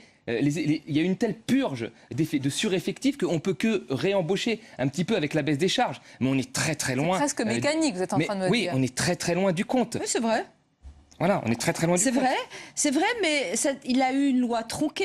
Ils ont pas fait. Cette gauche a essayé au bout de 2 ans. Tout d'un coup, il y a quand même une prise de conscience grâce à Emmanuel Macron. Je suis navrée de vous le dire, et qui d'ailleurs a quitté l'Élysée parce qu'il n'arrivait pas à faire passer. Il me l'a dit à l'Élysée, il n'arrivait pas à faire passer sa loi. On lui a enlevé d'ailleurs au passage. On l'a filé à Myriam El Khomri. On a enlevé donc tout ce qui pouvait déranger. Ça a été mieux que rien. Il est parti pour faire plus. C'est-à-dire que pour vous aujourd'hui, la loi Macron sur le travail, c'est la loi El Khomri puissance 3, 4 écoutez, mon rêve, c'est que ce soit puissance 2, serait déjà bien. Et vous, votre rêve, Thomas Porcher, c'est qu'il y ait une manifestation, une opposition à cette loi. Mais de toute façon, l'opposition se fera dans la rue, elle ne peut pas se faire ailleurs. Non, mais attendez, regardez la majorité. Mais vous représentez qui? Alors, pardon, juste une seconde. Non, mais pas vous, hein. Pas vous, mais les syndicats. Non, je veux dire, les Français ne sont pas représentés. Non, mais je ne dis pas ça. Je vais répondre juste à une question. La seule opposition peut être que dans la rue, là. Oui, ça c'est vrai. Elle ne peut être que dans la rue. Parce qu'à l'Assemblée, elle va passer, là, il y a un boulevard. Exact. Elle va passer. Donc, écoutez, là, on est sûr, quelque part, vous avez gagné, puisqu'on va pouvoir le vivre. Et donc, on va voir quels sont les résultats. Mais moi, ce qui me fait peur, c'est que vous verrez dans 5 ans, j'en suis persuadé, on aura les mêmes résultats que l'Italie ou que l'Espagne, parce que notre économie, dans les chiffres, dans sa structure, ressemble plus à ces pays du Sud qu'elle ressemble à l'Allemagne avec une autre démographie. Non, mais moi, je pense. Il faut être sûr de prendre le bon chemin, parce que là, si on rate ce train, c'est fini. Dans 5 ans, moi, je suis persuadé. Dans 5 ans, je suis persuadé qu'on nous dira qu'on n'a pas encore été assez loin et qu'il faudra aller encore plus loin. Et voilà. Et on va aller dans la désespérance sociale. Vous voyez, quand on vous écoute, c'est rationnellement, pourquoi pas, il y a des gens qui peuvent adhérer à ça. Là je vois ce qu'on proposait au mouvement éthique. On propose des trucs super faciles. Par exemple, exemple, réduire l'inflation législative, c'est une chose. La façon du départ à la retraite. Nous, on propose à Éthique, on est très embêtés, il y a des salariés qui n'aiment pas du tout le couperet du départ à la retraite. On propose de faire une négociation, ils peuvent rester à mi-temps pendant 2 ou 3 ans. Ça va rallonger le temps, ça coûtera moins cher, ils pourront former des jeunes. Et vous avez dit le mot magique, négociation. Oui, voilà. Et dans les entreprises. Et donc, on a des trucs qui sont super faciles. Voilà. Entre un patron et un salarié, la négociation n'est jamais égale. Là, vous êtes du siècle dernier. Non, il y a des petites entreprises, effectivement, où il y a des bonnes ambiances, mais il y a beaucoup de grosses entreprises où la négociation n'est pas égale. Demandez aux salariés de Tati si la négociation est égale, ils vous répondront que non, ils n'ont même pas accès, je pense, à leur patron. Ils ont des syndicats forts. Mais heureusement. Oui, dans certains cas. Mais vous trouvez ça bien que les Galeries Lafayette, membres du mouvement que je préside, il a mis 1 an et demi, tout le personnel voulait bosser le dimanche. D'abord, ceux qui boutiques ne voulaient pas ouvrir parce qu'il n'y avait pas suffisamment de monde. Il y a beaucoup de boutiques. Vous regardez des centres commerciaux, par exemple, vous prenez... Oui, mais quand les Galeries Lafayette, 1 an et demi bloquées par les syndicats, tout le monde voulait bosser à l'intérieur. Tout le monde, ils payaient vachement bien. Il y avait ceux qui voulaient travailler, qui travaillaient, ceux qui ne voulaient pas, qui ne travaillaient pas. Mais est-ce que les organisations patronales sont représentatives ? Alors, bonne question. Parce qu'on peut vous réformer avec les syndicats aussi. Bonne question. Non, il faut réformer également. Tout le monde. Non, mais on est dans un moment charnière. Moi, j'y crois. Je trouve que la France est de bonne humeur. Elle a choisi quand même entre nous une solution formidable. On pouvait avoir les extrêmes. Elle a quand même, tout d'un coup, regardez cette assemblée. Les Français ont dit ras-le-bol. On a élu un mec. Eh ben, on va essayer autre chose. Sophie Menton, pardonnez-moi, vous avez raison d'insister, mais je rappelle toujours le verre à moitié vide. C'est un peu mon rôle aussi, avec un taux d'abstention qui est assez incroyable. Dans une présidentielle, on avait le choix entre Marine Le Pen et Emmanuel Macron. Pour certains, évidemment qu'il y a un vote d'adhésion, pour d'autres, un vote qui n'a pas été un vote d'adhésion. Oui, mais l'Assemblée. D'où, c'est ma question pour terminer. Est-ce que vous pensez, malgré vos oppositions et pour certains et vos freins, vous, Thomas Porcher, que malgré tout, il a les mains libres pour faire cette réforme et qu'elle se fera ?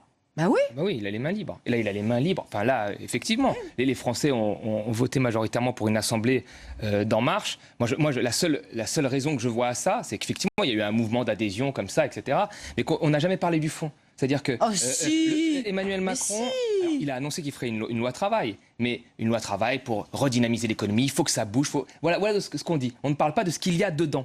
Et on ne parle pas des économies. Nous, on a parlé ce soir, n'est-ce pas ? Oui, on aura d'en reparler si vous êtes d'accord. On en a parlé du fond, etc. Mais je suis convaincue que quelqu'un comme vous ne peut qu'avoir envie qu'il réussisse.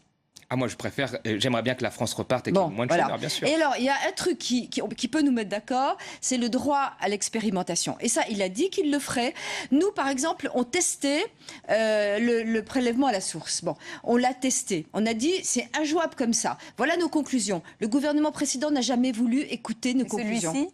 Pardon ? Et celui-ci, Alors, il a dit que non seulement il allait utiliser le droit à l'expérimentation, mais si ça ne marchait pas, il allait l'arrêter. Parce qu'avant, on avait le droit d'expérimenter, mais on continuait quand même. Nous verrons tout cela à l'épreuve des faits de ce qui va être fait, parce que là, pour l'instant, on ne connaît que les contours de cette loi de travail, mais bon, on en devine quand même les grandes lignes. Et le fond, merci pour ce débat vif et animé.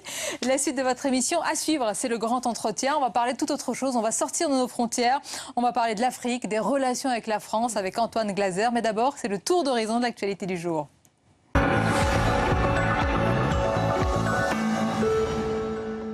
Une visite d'amitié et de travail au Maroc qui débutait aujourd'hui.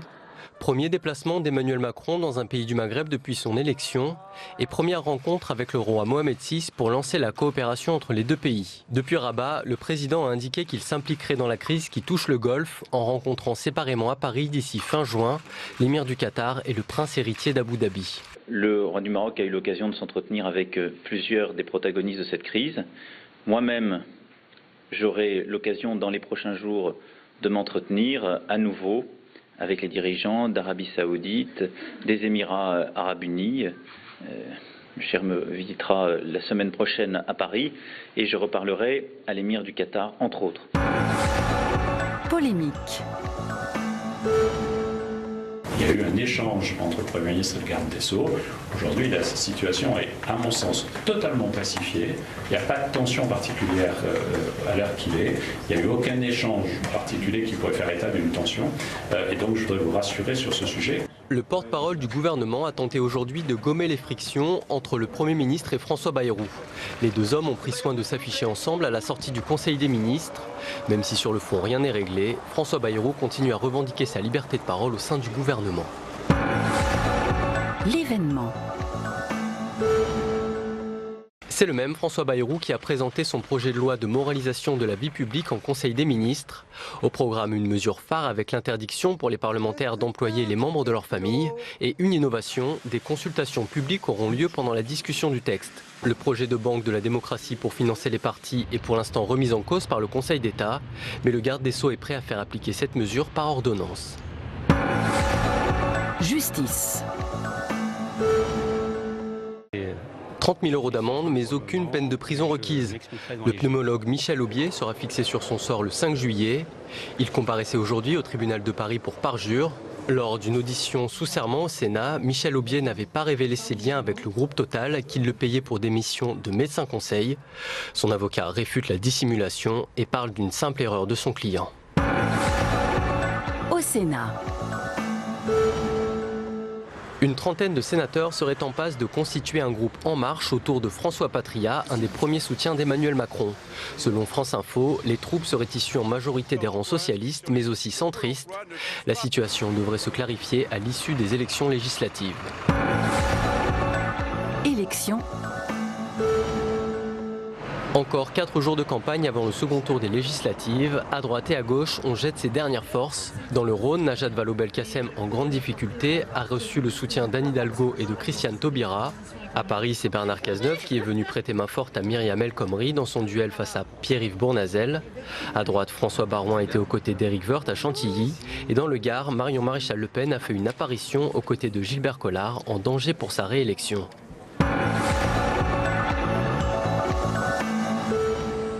Mon invité ce soir est un grand spécialiste de l'Afrique. Il a été le fondateur de la Lettre du continent. Il publie ce livre Africa France, quand les dirigeants africains deviennent les maîtres du jeu, aux éditions Pluriel. Bonsoir et bienvenue Antoine Glaser. Bonsoir. On va évidemment s'intéresser en détail à votre livre. D'abord une question d'actualité avec le voyage tout à l'heure, aujourd'hui, d'Emmanuel Macron au Maroc. Alors, contrairement à ses prédécesseurs, ce n'est pas en Algérie que le nouveau président a décidé d'aller en premier. Bien sûr, candidat, il avait été en Algérie, mais il a d'abord choisi en tant que président d'aller au Maroc. C'est jamais anodin de choisir entre les différents pays. Qu'est-ce que vous en pensez? C'est une rupture avec les prédécesseurs? Non, oui, enfin, c'est une rupture, mais en même temps, tout ça a été bordé. Ça veut dire, quand il est allé récemment à Gao rencontrer les troupes françaises, il avait téléphoné au président Abdelaziz Bouteflika. Jean-Yves Le Drian, qui est quand même l'ancien ministre de la Défense, est allé en même temps à Alger. Il a annoncé que le président allait à Alger. Mais c'est certain que le Maroc, en particulier sur le plan de la diplomatie économique, sur le plan de tout ce qui se passe dans toute cette zone sahélo-saharienne, c'est vrai que le Maroc, c'est extrêmement important comme relais, évidemment, de la France en Afrique, alors que l'Algérie, ces dernières années, est extrêmement en retrait. Et puis, il y a... Par contre, ça plutôt dans le domaine militaire et sécuritaire, c'est vrai qu'il y a toujours des problèmes avec l'Algérie, c'est toujours extrêmement sensible. Et là, on a vu d'ailleurs, c'est une visite, c'est incroyable, parce qu'habituellement on fait des visites importantes et après des visites privées et personnelles. Et là, il démarre plutôt par une visite personnelle, uniquement avec Brigitte Macron, quasiment. Et quand on connaît le Maroc, on sait que c'est la politique un peu de la... gazelle et les relations personnelles comptent énormément. Donc là, c'est vrai que pour le roi du Maroc, pour M6, c'est énorme. Quelle relation, selon vous, entretient maintenant le président Macron avec ces pays du Maghreb? Évidemment, on a retenu la phrase qu'il avait prononcée en Algérie en tant que candidat qui a fait beaucoup parler, les crimes contre l'humanité. Mais lui, quelle vision il a des relations de la France avec ces pays-là, du pourtour méditerranéen? Je pense qu'il y a une prise de conscience de l'importance de l'ensemble de ces pays du pourtour méditerranéen. Il y a une vraie conscience que la France ne peut absolument pas continuer à avoir que l'opération Barkhane, ces 4000 soldats dans une zone de 5 millions de kilomètres carrés, que c'est complètement, c'est mission impossible, maintenant tout le monde le sait. Et c'est vrai que sans, en particulier l'Algérie, parce que l'Algérie qui est normalement, qui a la tutelle des accords, ce qu'on appelle l'accord d'Alger avec le Mali, et finalement on voit que dans toute cette région, ce qui prime, c'est quand même le commerce en tout genre et les trafics en tout genre. Mais on voit que finalement, les Algériens restent chez eux, sont très réticents. Ils ont accepté quand même ce qu'ils appellent que la France soit présente militairement dans leur profondeur stratégique. C'est quand même assez nouveau pour les Algériens. Mais en même temps, on sent bien que Emmanuel Macron, le président, veut mettre tous ces pays au pied du mur en disant « Écoutez, nous, on veut bien vous aider ». mais c'est pas, la France ne peut pas continuer à être le gendarme comme ça de l'Afrique dans cette région. Il faut que chacun prenne ses responsabilités. Non seulement le gouvernement malien, mais il y a eu un message vis-à-vis des Algériens, parce que tout le monde sait que les Algériens, vis-à-vis d'un certain nombre de chefs djihadistes, c'est quand même l'Algérie qui a exporté dans les pays voisins, de Al-Qaïda du Maghreb islamique, le GIA, etc. Et donc on voit que un certain nombre d'Algériens, ils regardent ailleurs, ils laissent un peu faire, ils n'ont pas intérêt à ce qu'il y ait vraiment une autonomie. Finalement, ils n'ont pas vraiment intérêt à ce que ça aille bien au Mali, parce que si finalement le nord du Mali, il y a une décentralisation, une autonomie, qui sait si demain, pas un certain nombre d'Algériens du sud de l'Algérie, ils ne vont pas dire nous aussi on veut une large décentralisation. Donc, franchement, les Algériens semblent choisir plutôt un statu quo. C'est vrai qu'avec les Marocains, du fait de l'affaire du Sahara occidental, ça reste difficile pour la France de jouer entre ces deux grands partenaires. Mais on sent qu'il y a une volonté d'Emmanuel Macron de faire une sorte par pragmatisme et de ne pas laisser les choses en état. Parce qu'il serait bien, c'est pour ça que c'est le titre Africa-France, que s'il ne s'occupe pas de l'Afrique, l'Afrique va s'occuper de la France. L'un des dossiers sur lesquels tous ces pays, évidemment, sont en relation étroite avec la France, c'est la lutte contre le terrorisme. Il y a un pays qui inquiète, et vous avez parlé tout à l'heure de Jean-Yves Le Drian, ministre des Affaires étrangères, qui est actuellement en Algérie. Il est beaucoup question dans ces discussions, dit-on, de la Libye. La Libye, il y a des poches de résistance vraiment de l'État islamique, et on peut rappeler que pour l'attentat de Manchester, eh bien, ça a été préparé, semble-t-il, depuis la Libye. Qu'est-ce qui se passe en ce moment? Ça fait longtemps qu'on n'en a pas parlé. Est-ce qu'il y a une sorte de transhumance, j'allais dire, des djihadistes depuis le terrain moyen-oriental vers la Libye?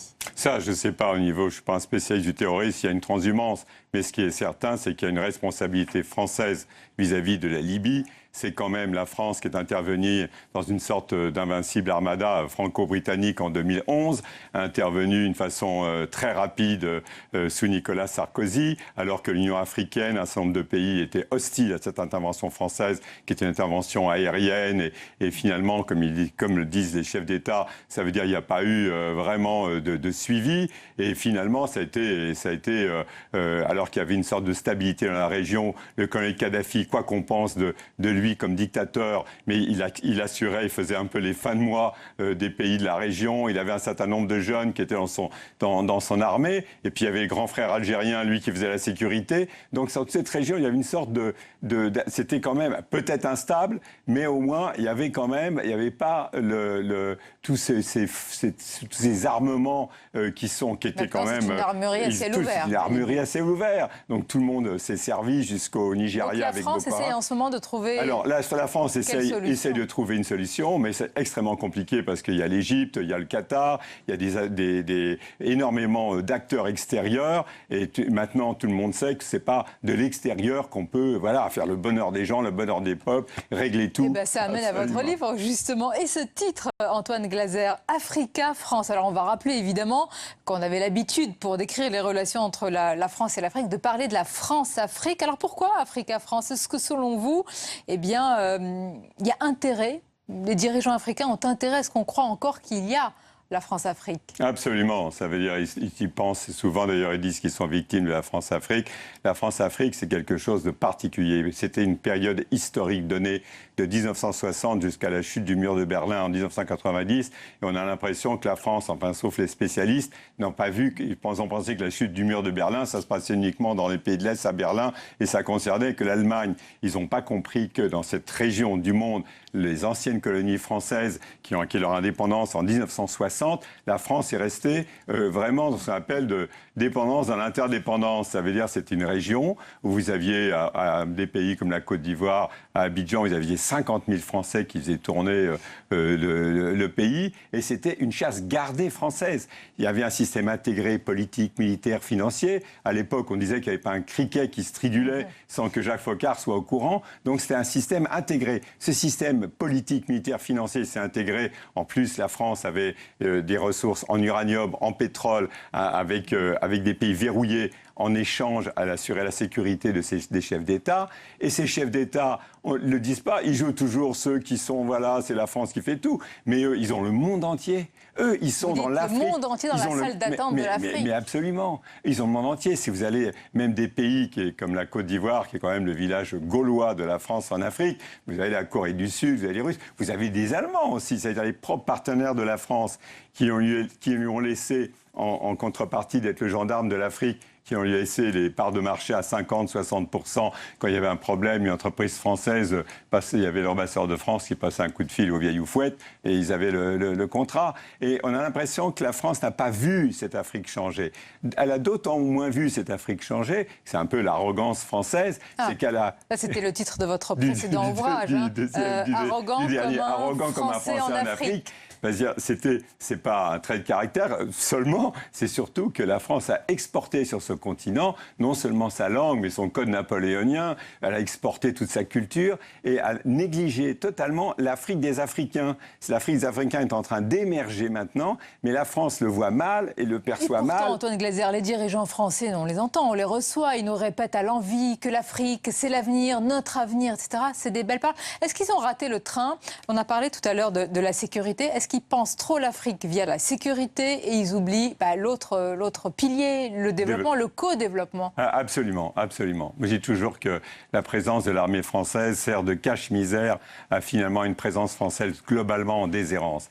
Et il y a vraiment un certain nombre tous les jeunes Africains maintenant, quand ils en ont marre de cogner à la porte des consulats de France, ils vont dans le monde entier. D'ailleurs, ils vont de plus en plus au Maroc, justement, maintenant, qui a créé un certain nombre d'écoles.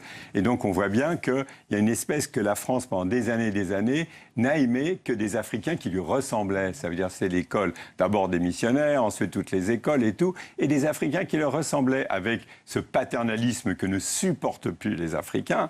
Et eux, maintenant, c'est l'Afrique monde. Ça veut dire, eux, ils ont le monde entier. Et pas simplement les dirigeants, mais aussi les sociétés civiles africaines qui commencent à bouger et qui ont des soutiens en dehors de la France. Ils n'ont plus ce qu'on appelle l'esprit Tour Eiffel qu'avait leur On va parler de société civile, mais on comprend parfaitement, évidemment, ce que vous dites, Antoine Glaser, mais en même temps, quand il y a eu un problème, vous avez parlé du Mali tout à l'heure, qui est arrivé?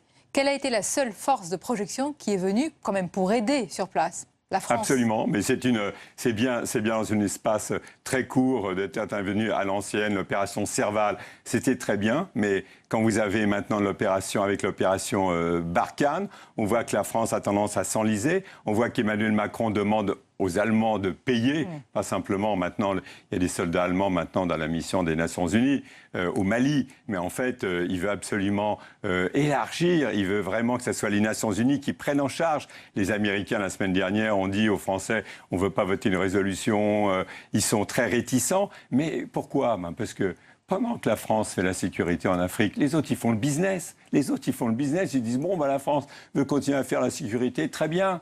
Puis l'armée française, ça se comprend aussi. Si vous êtes militaire français, votre job, c'est aussi de faire la guerre, etc. Donc pour l'armée française, c'était extrêmement important. Mais on a bien vu comment François Hollande, quand il a vu que ça allait mal en Centrafrique, il a retiré l'opération Sangaris de Centrafrique pour rester, pour dire finalement, la France n'est plus le gendarme de l'Afrique à l'ancienne dans ces pays pour soutenir des dictateurs. Elle est là pour lutter contre le terrorisme et ça va de Bamako jusqu'en France. Donc c'est un discours qui a évolué, mais la réalité, c'est que le terrain, c'est les problèmes d'éducation, de santé, c'est tout. Je veux dire, il n'y a pas de société. Je veux dire, c'est le terreau général. Qu'est-ce qu'il faudrait faire pour retisser ce lien? Par qui ça doit passer? Peut-être que ça ne doit plus passer par les diplomates, les dirigeants, la société civile. Nous, on a bien connu des révolutions en France. Il y a les sociétés civiles africaines qui sont empreintes, ça bouge énormément en Afrique. Vous avez des intellectuels africains qui sont réunis récemment à Dakar et qui sont beaucoup plus, qui veulent des développements endogènes, réfléchir en tant qu'Africains à l'avenir des Africains, arrêter toujours. Ils ne rejettent pas tout ce qui arrive de l'extérieur, mais ça ne pourra venir que du continent africain et d'eux-mêmes. Mais une question qui m'a toujours intéressée, Antoine Glaser, pourquoi ces sociétés civiles africaines que vous décrivez en pleine ébullition, révolution. Pourquoi ne font-elles pas justement la révolution, entre guillemets, comme il y a eu... Mais elles le font. Vous avez dans un certain nombre des révolutions douces. Vous avez ce qui se passe actuellement, c'est que vous avez les gens, les autocrates qui veulent rester au pouvoir 10, 20 ans, 30 ans. Au bout d'un moment, ils se renferment avec la famille, le clan, le premier cercle, des cousins, des neveux, en élargissant un petit peu aussi au clan et à l'ethnie. Et très souvent, les anciens compagnons de route s'écartent. Et puis ces compagnons de route, à un moment donné, ces compagnons de route passent dans l'opposition, ils sont soutenus par les sociétés civiles africaines. C'est arrivé quand le président Abdoulaye Wade a essayé de mettre son fils Karim Wade au pouvoir au Sénégal. C'est arrivé au Burkina Faso quand même c'était l'homme qui était protégé par les militaires français parce qu'il avait quand même couvert toutes les turpitudes dans la région de l'armée française et des Français. C'était le président Blaise Compaoré du Burkina Faso. Vous avez le ballet citoyen qui a soutenu Roch Gaboré, un ancien compagnon de route de Blaise Compaoré. Vous avez Macky Sall, l'actuel président du Sénégal, qui est un ancien qui était dans le même parti, le PDS, que Abdoulaye Wade. Donc vous voyez, il ne faut pas croire que ça ne bouge pas. On change notre logiciel. Finalement, votre livre, il faut changer de logiciel. C'est un avertissement. Attention, parce que là, le train... Moi, je suis rien. Moi, je suis un petit blanc des bords de Seine. Mais c'est simplement de faire comprendre qu'ils sont toujours en train de dire oui, il faut nous aider, machin, etc.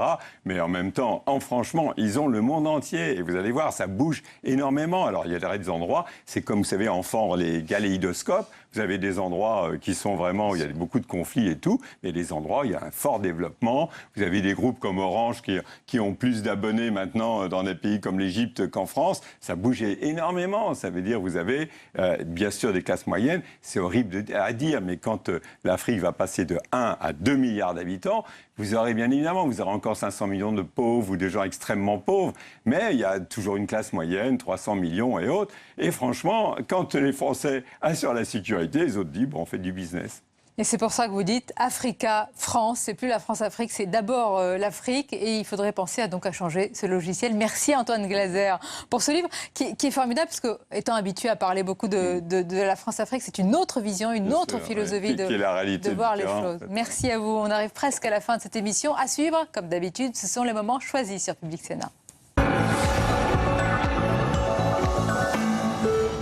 Les gens votent pour Emmanuel Macron sans savoir qui est le candidat, sans même parfois savoir son nom, sans s'intéresser à la qualité du candidat et sans s'intéresser non plus à la qualité des candidats opposés au candidat qu'il soutient. Donc on a vraiment un phénomène de raz-de-marée uniquement sur le nom d'Emmanuel Macron qui est très très stupéfiant et qui est même assez inquiétant parce qu'on sait très bien qu'on aura une assemblée très inexpérimentée. Est-ce que Bayrou n'est pas affaibli en présentant cette loi ce matin avec les affaires des assistants parlementaires? Compte tenu des signaux qu'il a envoyés en disant « je suis garde des Sceaux » et donc je n'ai pas à connaître effectivement des éléments de cette procédure. Il a donné un ordre. Bien sûr, il a donné un ordre formel. Il est un peu responsable des juges de cette enquête.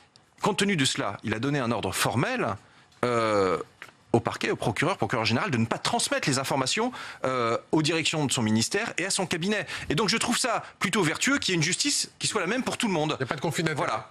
Donc du coup, il est, je pense, en mesure de défendre sa loi.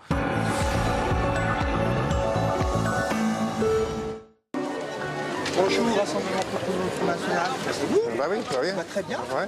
Bonjour. Bonjour. C'est vrai on fait peur, hein. Vous faites peur? Bah, je sais pas, parce que vous faites un rassemblement contre nous, c'est quoi? Contre de vos arguments.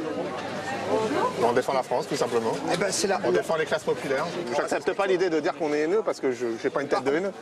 Non, mais je parle de l'idéologie. Moi, je ne veux pas de Marine Le Pen, je veux parler de l'idéologie. Monsieur défend la xénophobie et l'intolérance. Bien sûr, oui, bien sûr. C'est vrai que j'ai une tête de xénophobe, oui, bien sûr. Monsieur Bach.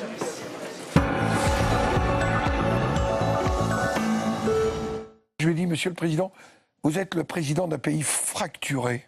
Il n'y a pas qu'une France de métropoles et de quelques régions puissantes. Il y a une France qui est tout à la fois. Et je crois qu'une partie des votes extrêmes, c'est le sentiment, presque d'une majorité de nos concitoyens, de ne plus être dans le jeu aujourd'hui. Guillaume a une chance. Et même s'il n'a pas l'air d'y mettre du sien, il est en 4e, dans un collège qui a tout prévu pour faire mentir les statistiques. Le collège Jean Renoir de Bourges. Les élèves peuvent pratiquer la robotique ou la sophrologie. le rock'n'roll ou les échecs. Ils développent des capacités insoupçonnées d'eux-mêmes, acquièrent des compétences sans même s'en apercevoir et découvrent que les portes de nombreux métiers s'ouvrent à eux.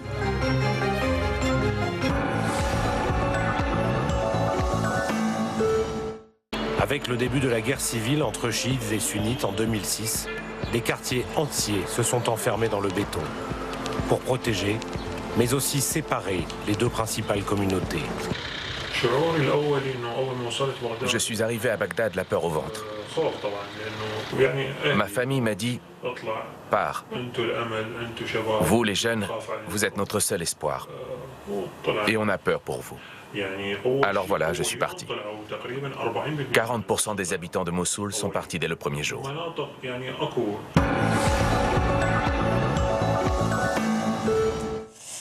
On arrive à la fin de cette émission. Merci de votre fidélité. Votre rendez-vous matinal demain, c'est Territoire d'Info. Quant à moi, je vous retrouve avec plaisir à 22h pour 1h30 de débat, décryptage et puis le grand entretien. Belle fin de soirée à vous.